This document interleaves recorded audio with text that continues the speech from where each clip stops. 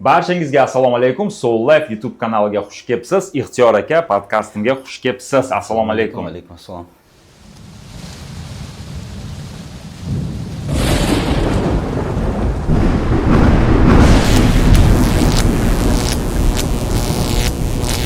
Assalomu alaykum. Alaykum assalom.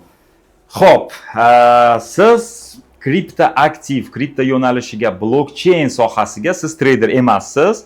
Juda qiziqarli hunar bilan shug'ullanasiz. Juda zo'r yo'nalish, O'zbekistonda juda ham mashhur yo'nalish bu mining do'stlar. Mana eski minerlardan biri. Ixtiyor aka, o'zingizni haqida bir ikkita so'z aytib bersangiz. Qayerda o'qigansiz, qaysi yo'nalishda ishlaysiz? Men Westminsterda o'qiganman, universitetda. Keyin Avstraliyaga ketganman, Sidneyga. U yerda 7-8 yil yashab, keyin qaror qildim qaytib kelishga.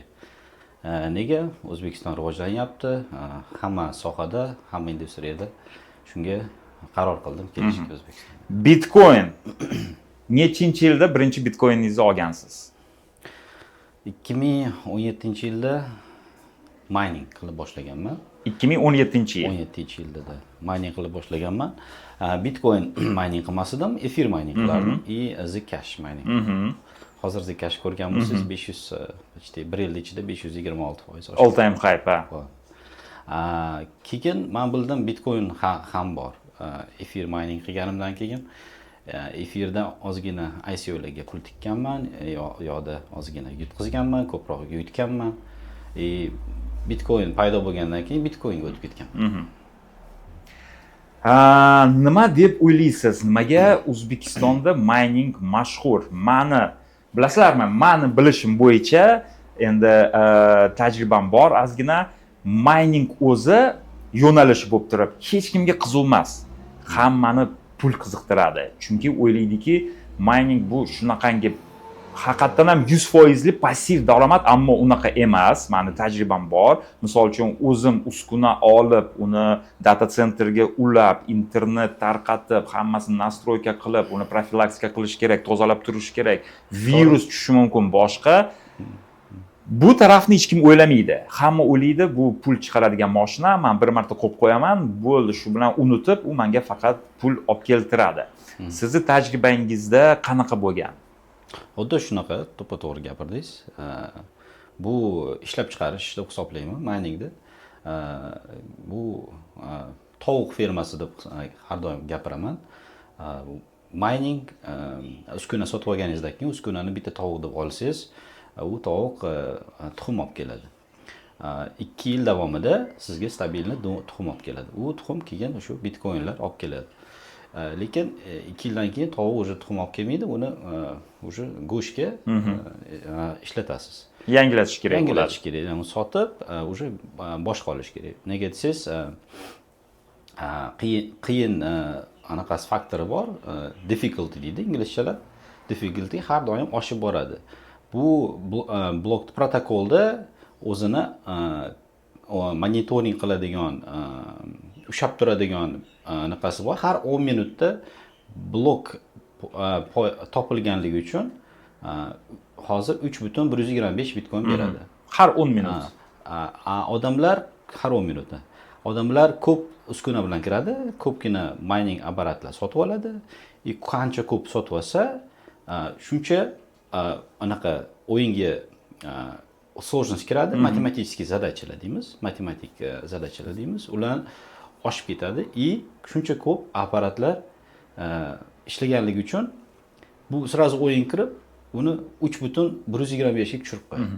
Do'stlar, eslatib o'taman, bu podkastimiz juda texnik yo'nalishda bo'ladi. O'ylaymanki, qiziq emas, sal skuchniroq bo'ladi, lekin oxirigacha ko'rsanglar, уже nima deydi, puzzle сложится deyshadi-ku. Shuning uchun to'g'ri tushunaman, og'ir, qiyin ma'lumotni ko'rish, uni qabul qilish juda qiyin bo'ladi, ammo bu juda ham foydali. Bemanoli reels, shortslarni ko'rish o'rniga bu podkastni oxirigacha ko'rishni tavsiya qilaman. Ixtiyor aka, aytingchi, o'zingizni fermalaringiz hozir qancha quvvatda va qaysi davlatda joylashgan? Chunki bilamiz, O'zbekistonda mining faqat ruxsatnoma orqali qilinadi va biz o'sha ruxsatnoma olish arafasida turibmiz. Xudo xolasa, bir kun emas, bir kun qo'limizga kiradi. Shuning uchun hozir bilaman, siz mining bilan shug'ullanasiz. Qaysi davlatda va nimaga? Bizni hozir hamma mining fermalarimiz, data sentrlarimiz joylashgan Amerikada va Argentinada. Amerika Qo'shma Shtatlari qaysi shtatda? Houston va Texasda. Houston va Texas. Okey. И qayerda dedingiz? Argentina. Argentinada Buenos Airesdan uzoq emas. Nega Amerika va Argentina? U yerda elektr energiya arzon va zakon qaror yo'llari bo'yicha stabilni. Hech narsa o'zgan, zakonlar zo'r. Xullas, ularda qonuniy. Qonuniy. Yana nima? Mana elektr energiyani arzon deganingizda nimani nazarda tutasiz? Qaysi davlatga nisbatan? Rossiyaga, Xitoyga, O'zbekistonga, Qozog'istonga? Даже hozir eng arzon elektr energiya aytsa bo'ladi Efiopiyada. Afrikada. Okey. Efiopiyada, lekin u yerda elektr energiya уже tugadi deb o'ylasa bo'ladi. Endi основной elektr energiya gidroelektrostansiya. U yerda уже все, hamma minerlar kelib, уже hamma elektr energiyani olib bo'ldi. Xullas, Efiopiyani egallab olgan. U yerda bo'sh joy yo'q. Biz qayerga qarab yuramiz? Faqat o'ylayman, qayerda избыточный elektr energiya bo'lsa, gidrodan, gazdan, boshqa narsadan bo'lsa, o'sha yerga odamlar boradi. Lekin Amerika va Argentina bizani qoniqtiryapti hozir. Shunga Donald Tramp va o'sha atrofidagi odamlar hammasi shu anaqalari qonuniy qilib qo'ygan. Shuning uchun shu yerda ishlaymiz Amerika. Ixtiyor aka, aytingchi, sodda qilib tushuntirsak obunachilarimizga, tinglovchilarimizga, misol uchun odam mana miningga sarmoya qiladi.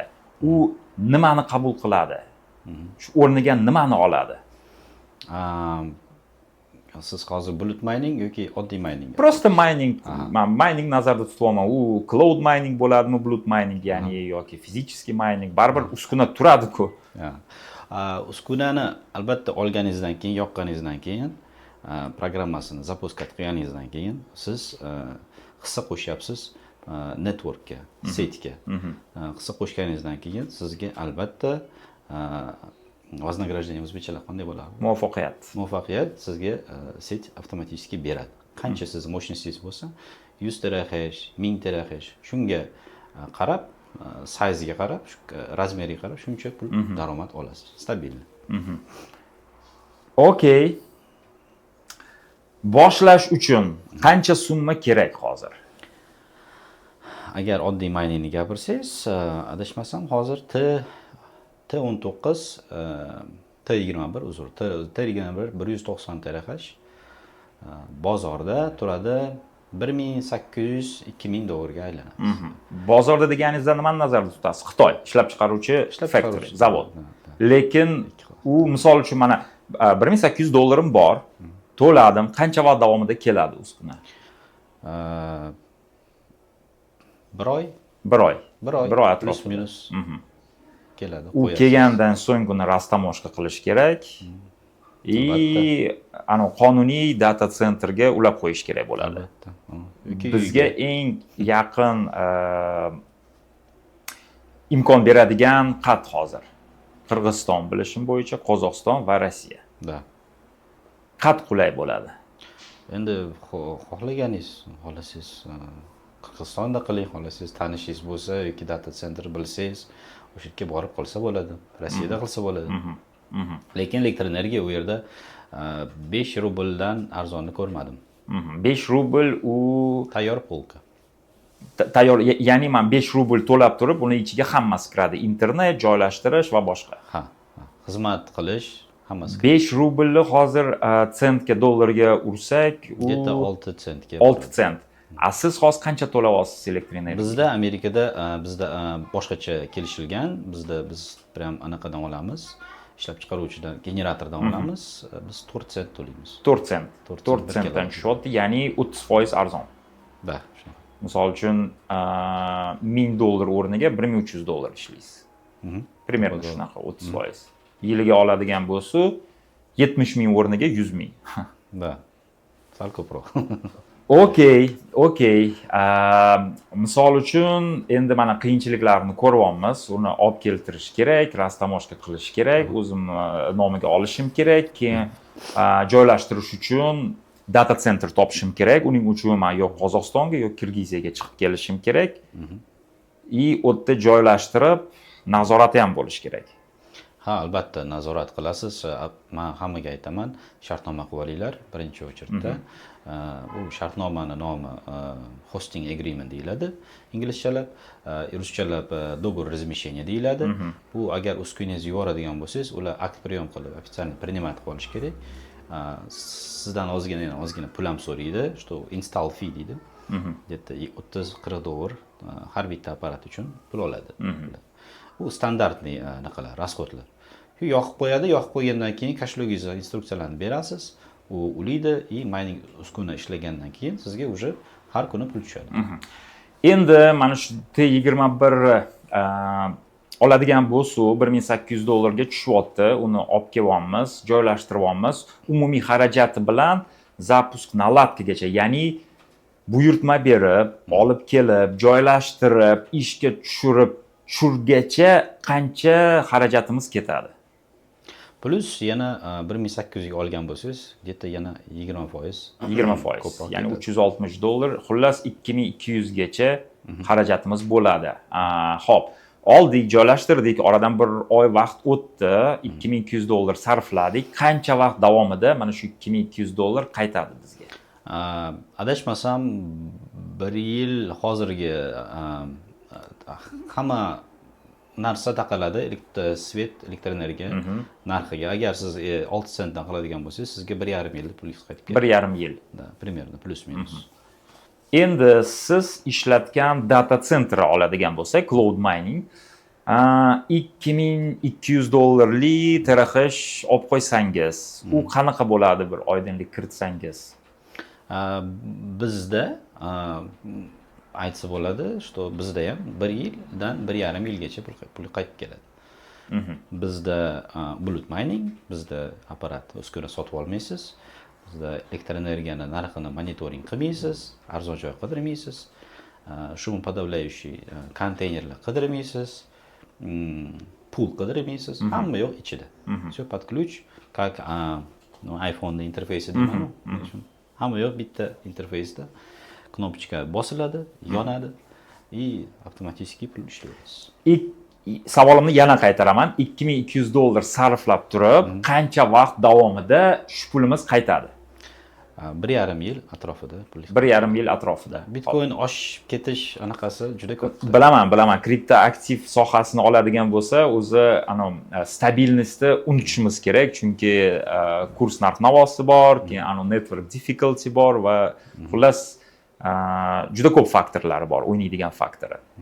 Misol uchun, erta-indin Bitcoin $200,000 ga chiqib ketsa, balkim 1,5 yil emas, balkim 1 yilgacha bormay turib pul qaytishi mumkin, ammo biroq Bitcoin agar 110,000 dan 70,000 ga tushsa, shunda 1,5 yildan 3 yilgacha cho'zilishi mumkin.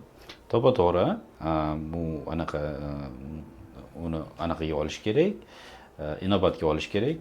No, tajib buni Bitcoinda men aytishim hammaga aytaman. Bitcoinni agar siz sotib olgan bo'lsangiz, mining qilgan bo'lsangiz, uni sotmang. 4 yil, 5 yil ishlab turing, keyin sotasiz. Agar xohlasangiz.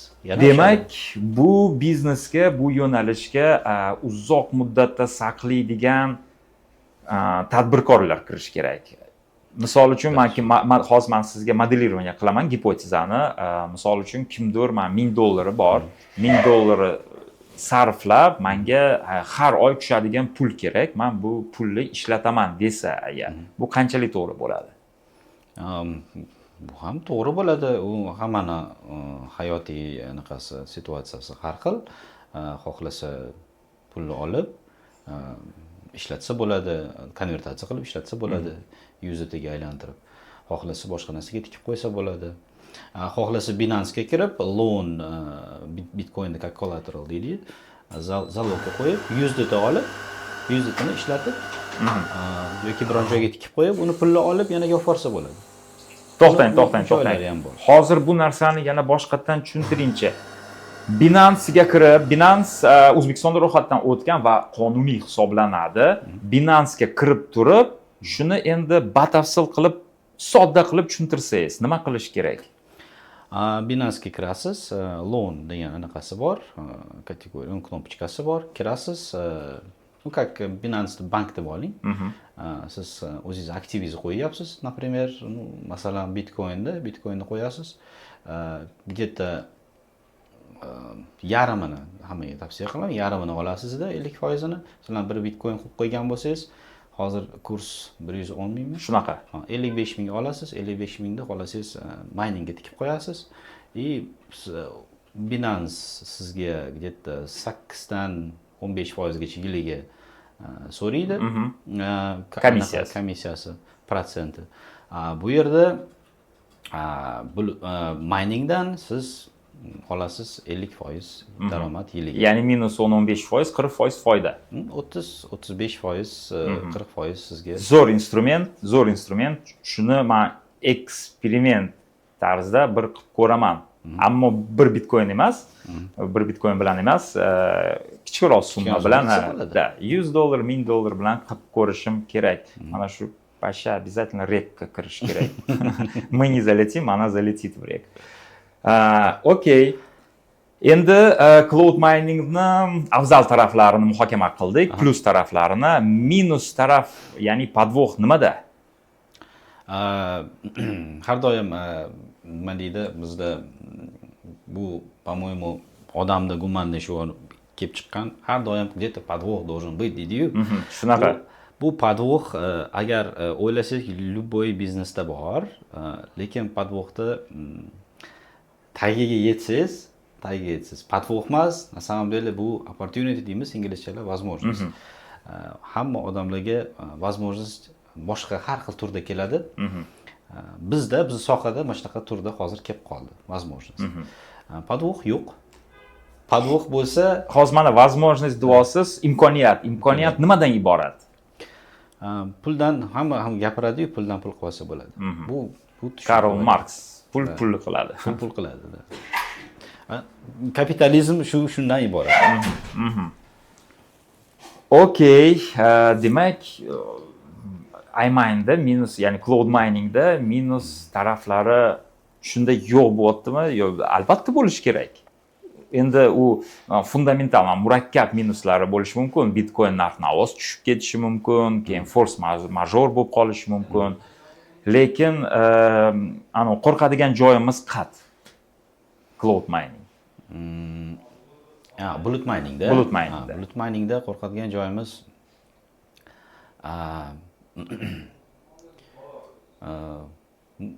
qo'rqmaslik kerak. O'sha qo'rqadigan joyi yo'q. Qo'rqadigan bo'lsangiz, bo'y biznes qilish kerak emas, uyda o'tirish kerak. Do'stlar, izohda qoldiramiz. Miningda kirganingizda nimadan qo'rqasiz? Eng zo'r kommentariyaga sovg'a bor. Qo'rqsak nima deydi? Кто не пьет, кто не рискует, тот не пьет шампанского deydi-yu. Shunga bu hozir ham aktualniy narsa. Да. Кто не рискует, тот боржоми ичмейdi. Боржоми, свяжитесь с нами. Okey. Endi finalniy versiyaga o'tamiz. Blitz. Qisqa savol, qisqa javob. Yo'q, ha, yo'q. Savollarim juda sodda va bizning traditsiyaga juda yaqin savollar bo'ladi. Shashlik yoki plov? Osh, plov. Osh. Malibu yoki Captiva? Malibu. Toshkent yoki Nyu-York? Hozir Toshkent. Dollar yoki so'm? Kripto yo'qmi? Kripto bo'ladi? Dollar. Dollar yoki Bitcoin? Bitcoin. Bitcoin yoki Ethereum? Bitcoin. Bitcoin yoki USDT? Bitcoin. Okey. Tungi shahar yoki tog' havosi? Tog' havosi. Tog' havosi. Okey. Instagram yoki YouTube? YouTube, YouTube yoki Telegram? Telegram. Telegram. O'zingizni 5 yildan keyin qayerda ko'rasiz? 5 yildan keyin o'zimni zo'r savol berdingiz. Oilam bilan. Zo'r javob bo'ldi. Semeyni cengiz. Xo'p, hayotingizda eng katta yo'qotgan mablag' summa. Bir kunda, bir oyda, bir haftada, bir сделкада. Yo'qotgan summa hayotimda. Misol uchun, meniki $31,000 likvidatsiya. Sizda likvidatsiya bo'lgani. Menda ozgina biznesda tushunmovchilik bo'lgan, где-то 2 bitcoin yo'qotganman. 2 bitcoin. U qaysi payt bo'lgan? Yil 2022-yillar. 2022-yil oladigan bo'lsa, bitcoin 60,000 adashmayotgan bo'lsam, 40,000 dan 60,000gacha. Xullas 100,000 dan ortiq. Yaxshi. Va eng katta topgan summangiz. Bir kunda, bir haftada, bir oyda. Islandiyadan mining apparatlar sotganmiz. Adashmasam, bitta сделкаdan $178,000 ishlab olganman. $178,000 bir kunda. Bu sof foyda. Sof foyda. Wow. Yomon emas, yomon emas. Nimadan ilhom olasiz? Odamlarga tushuntirish yoqadi. Tushunmasa biror narsani chaynab berishimga yoqadi. Agar nima deydi? Agar qiziq bo'lsa, savollar bersa, har doim javob berishga tayyor. Okey, va eng so'nggi savolim, hayotingizdagi eng to'g'ri qaror. Tezroq uylaninglar. Agar uylanmagan bo'lsanglar, tezroq uylaninglar. Oila qilinglar, hammasini barakasini beradi. Qaysi возрастda uylanish kerak? Men 30 yoshda uylanganman. Agar ertaroq возможно, ertaroq uylanavering.